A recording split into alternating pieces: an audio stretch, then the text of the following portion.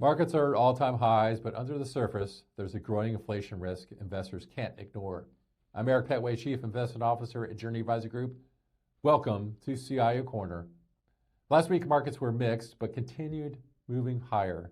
The S&P 500 gained 1.5%, the NASDAQ 100 rose 2.9%, and the S&P is now up over 11% for the year. International markets also outperformed and continue to lead U.S. equities year to date.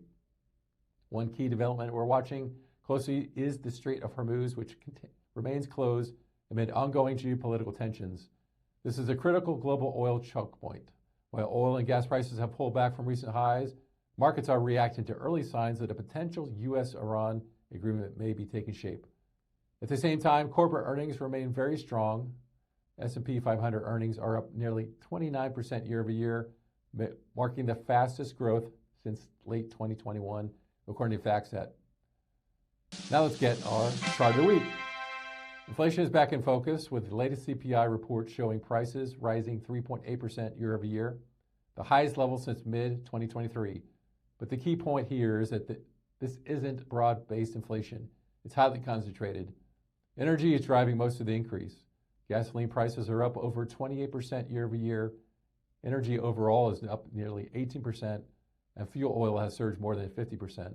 This is largely due to disruptions in the global oil flows, particularly through the Strait of Hormuz, which carries roughly 1/3 of the world's seaborne oil supply. By comparison, core inflation is much more contained. Core CPI is at 2.8%, and super core inflation, which excludes food, shelter, and energy, is closer to 2.3%. This tells us underlying inflation pressures remain relatively stable. The real concern is what happens if energy prices stay elevated. If they do, those higher costs can start to move into other areas of the economy, things like transportation and services. We're starting to see some early signs of that already.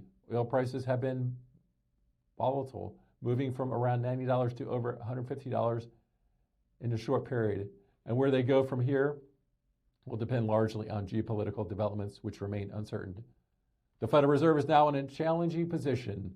They held rates steady in April between 3.5% and 3.75%, but inflation is still above their 2% target. That limits their flexibility and raises the question of whether they stay put or potentially tighten policy further. Despite this backdrop, markets have remained resilient.